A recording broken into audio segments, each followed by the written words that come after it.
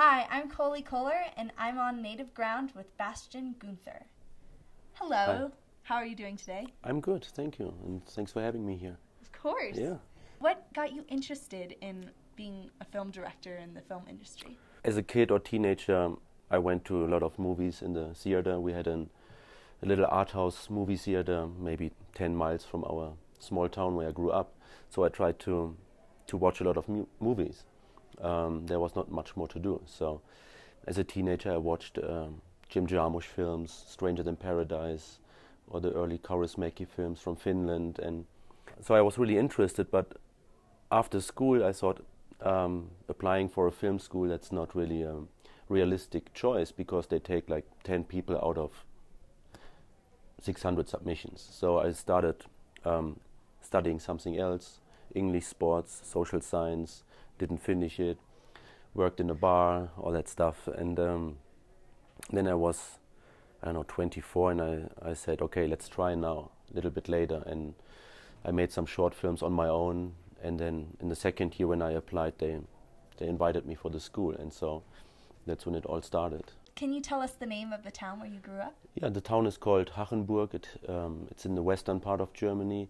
It's maybe 6,000 people live there. It's very small. It's close to Cologne, which is a city of 1 million people. And this is where I grew up and went to school. Yeah. So where did you go to film school? I went to film school in Berlin, at the DFFB. It's at the Potsdamer Platz, at the Sony building, and I started in 2000. So from 2000 to 2005, 2006. Yeah, I was lucky that they chose me and that I got the opportunity to go there and to learn making films. Yeah. Because so many people apply and they are also good. Like with film festivals, so many good films are submitted, but you have to choose somebody. And if you're not chosen, this does not mean that you're a bad director or that you have a bad film. So it's also about luck. Yeah. You are the screenwriter and director for the film Huston. Mm-hmm. Can you tell us about the inspiration for the film? Yes, it all started kind of 5 years ago. So it was a very long process.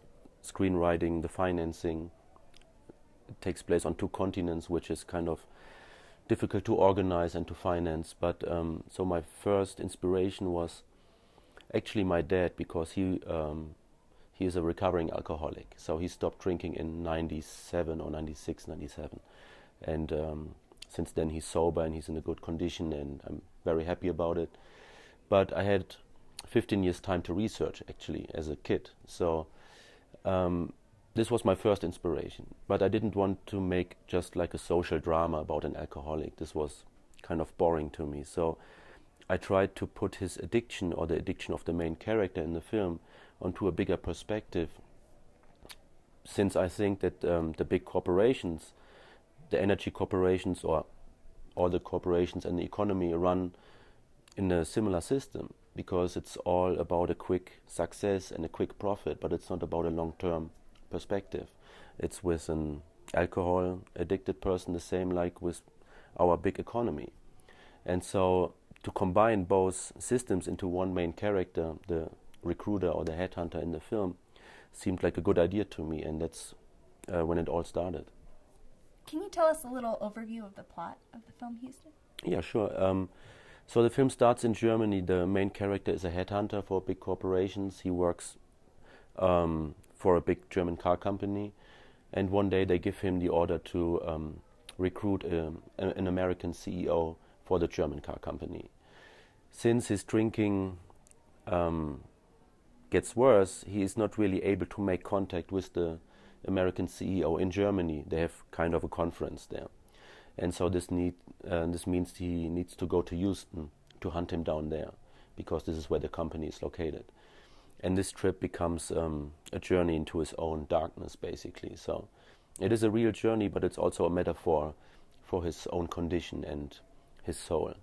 What made you want to portray the lead as a lousy drunk rather than being a functional alcoholic? I mean, lousy drunk is not the real term. I mean, he starts, the whole system starts failing. So he was able to hide his addiction for years, and he is really a good worker and a good headhunter. Otherwise, he wouldn't get this order to recruit this big CEO.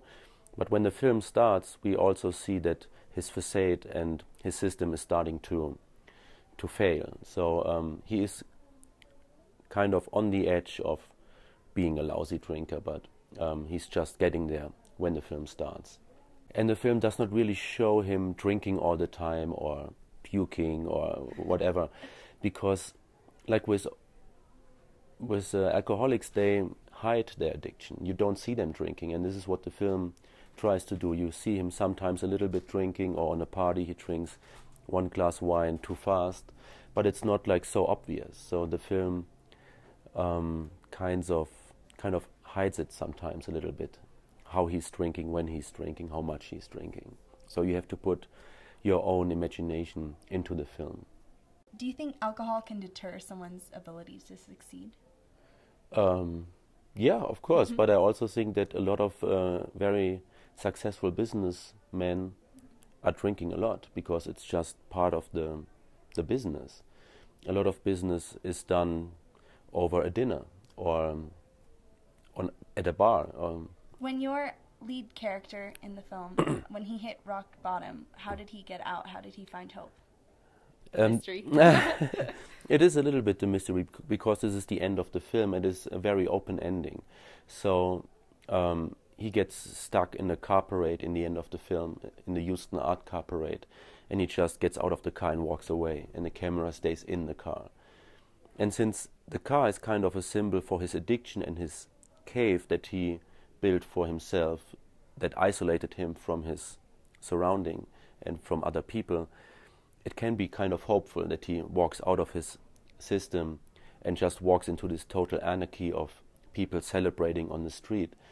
But the film is not really trying to tell people what to think. It's a very open ending, and everybody is welcome to interpret it in a different way.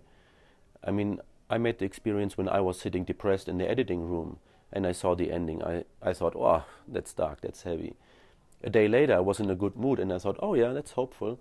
So it doesn't really tell the audience what to think. I just hope that they go out of the movie theater and that the film goes on in their head, and that they talk about it, and that they maybe think a little bit about how we live today and how our modern way of life can isolate ourselves from other people. So, on what did you use to shoot your film?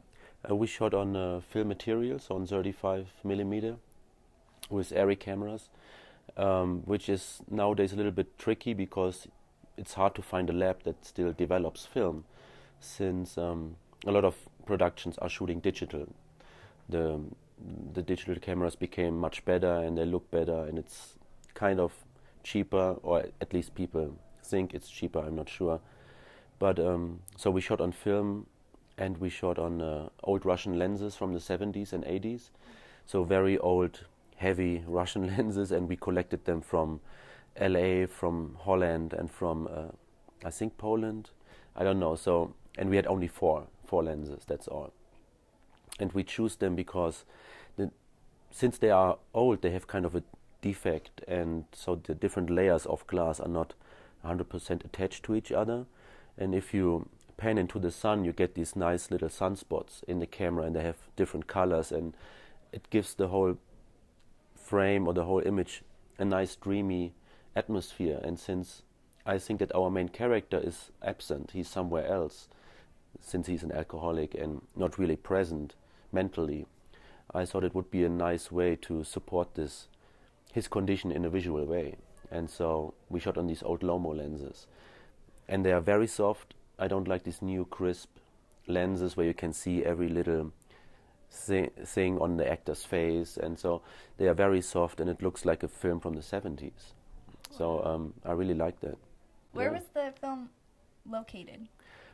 We shot on 2 continents. We shot in the first portion, we shot in Huston in the fall of 2011. We had 20 shooting days there, and a pre-production kind of 3.5 months. This is the second part of the film, and the bigger part. And then the first and smaller part we shot the spring in 2012 in in Germany. So we had two pre-productions, two productions, and we were constantly in production kind of for 10 months. But so it's kind of exhausting, but it's also really fun to work on it, and you can still change some stuff after the first portion of the shoot. You can still think about the first part and what you want to change or what you can cut maybe. And so it was also an advantage to have a longer production phase. Where did you find your actors? The main actor, the headhunter, is a very popular German actor, Ulrich Tukur. He's also known a little bit here. He was in Solaris, in the Soderbergh film, or in The White Ribbon, or Life of the Others. And we sent the script to his agent, and I didn't have so high hopes because it is an art house film and a low budget film. But he read it and he loved it, and so we met, had dinner, and we decided to do it together. And with the American lead, Garrett Dillahunt, I just had a Skype conversation with him. I casted 40 actors in Los Angeles, and I was still not 100% satisfied. We had several good options, but then my casting agent, JC Cantu, he said, you should Skype with Garrett. He was shooting Raising Hope in Las Vegas. And so we did a Skype conversation, and we didn't read any lines, nothing. We just talked about the content and the vision of the film and about his character. And he had so good ideas, or he shared my vision, or he understood what the film was about. And we had such a nice conversation that I said, okay, he's the right guy. And he's great in the film. He's so funny and so deep. I love him. He really makes the film so rich, and the same with Uli. So they have nice scenes together. It's kind of a clash of the cultures when they come together. The German guy and then the American guy, they're very funny, these scenes. So yeah, I'm happy to head them for the film. That's awesome. Yeah. How is it to see your vision play out into a real movie? It's great. I mean, I was nervous, of course, when we had the premiere 2 days ago. But when you sit in the movie theater and you watch your film and you hear people responding, laughing, or we have several scenes where nobody was talking, or it was so quiet in the whole audience, and this is great. And 2 people left the cinema, but they came back. They only went to the restrooms. I checked it. So nobody left the theater, and so because everyone who leaves the theater, it's like, but they came back. So I think people liked it, and then this is, of course, very satisfying. Yeah.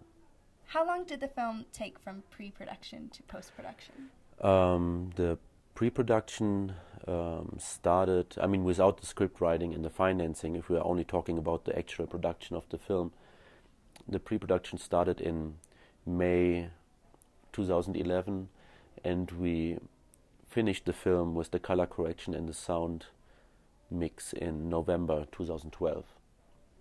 So kind of 1.5 years, maybe. Yeah. Awesome. And how long did it take to write the script? How long did it take to write the script? Too long. No, it took from the first idea 3.5 years, and you were constantly writing and trying to improve the script, and even on set with the actors, you change a little bit here and there. A script is never done. You're always, or I think at least you should be always open to new ideas, and every step in filmmaking is like a creative step. So it's not like you say, okay, that's my script, that's my storyboard, the film is done, we just need to shoot it. Every shooting day brings up new little things, and you change stuff. And if you have actors, creative actors who like to really collaborate, and then every new day is kind of a little changing the script, and that's great. So what advice would you give to youth who want to become filmmakers in the industry? I mean, it is hard to actually, or to finally make your films and to live off filmmaking. This is not easy, and it's not easy for me and not easy for other filmmakers who have films in Sundance. But I think the first thing, or an important thing, is that you have a clear vision what you want to do. it sounds a little romantic or naive, but you need to stick to this vision. If you like take advice from all sides and everybody's like talking you into something else, then the final film will be a mix out of 10 people's ideas, but not your own vision anymore. Staying with your vision and your idea is so important. I mean, we talked about the ending of the film for 4 years and everybody didn't like it, or almost the whole finance people didn't like the ending because it's too open, and I just never changed it. And now I experience that people really love it and that they are thankful that the film can still go on, that the film has not a one ending, and that they can still think about it and talk about it. That's an advice, but otherwise you also need luck to meet the right people and to find good people to work with, and so. Can you tell us a little bit about the title and why you chose Huston? Yeah, we had different working titles in the process, and I finally decided for the title Huston because the city is kind of a character in the film. It's kind of the antagonist because the main character, the recruiter, he tries in Huston several different ways to reach the CEO, and it seems like he's always hitting walls, invisible walls, and it is a real journey, but as I said earlier, it's also a journey into his darkness. So Huston kind of mirrors his emotions, his feelings, how he's feeling isolated and more alienated from people around him. So it's more than only a city where he travels to. It's kind of a part of himself. This was one reason why I chose the title, and one other reason is I see the film also as kind of a modern Western film. Like this Headhunt is kind of an old Western genre thing, and we shot in Texas. This is also kind of a Western film thing, and a lot of Western films have in the title the place or the city where stuff happens, or where the last duel happens, or whatever. And so I thought, yeah, just we take the title Huston, and so we have maybe a little bit of a reference to this old Western genre. But I don't know if people think about it. This was my idea behind it. Can you tell us about your distribution and how our viewers can find your film? Yeah, so we have here 3 more screenings in Sundance, today in Salt Lake City, 2 other ones in Park City. We have distribution so far in Germany, and we have a world sales agency now on board. It's Henway Films. So they are now trying to sell the film to the US and also to European countries. We will have screenings at the Berlinale in February. And so we just started the process. We had the premiere 2 days ago, and now we are waiting for reviews and press and the audience reactions. And today we had a press and industry screening, so buyers watched the film today, I think in the morning. And I think in the next days and weeks and months we will try to sell the film. And I hope then we have a small, nice distribution in the US, so it'd be nice. I'm Coley Kohler, and I'm on native ground with Bastian Günther. Hi, my name is Bastian Günther. I'm the writer and director of the film Huston, and I'm on native ground. All we say to America is be true to what you said on paper. Maybe I could understand the denial of certain basic First Amendment privileges because they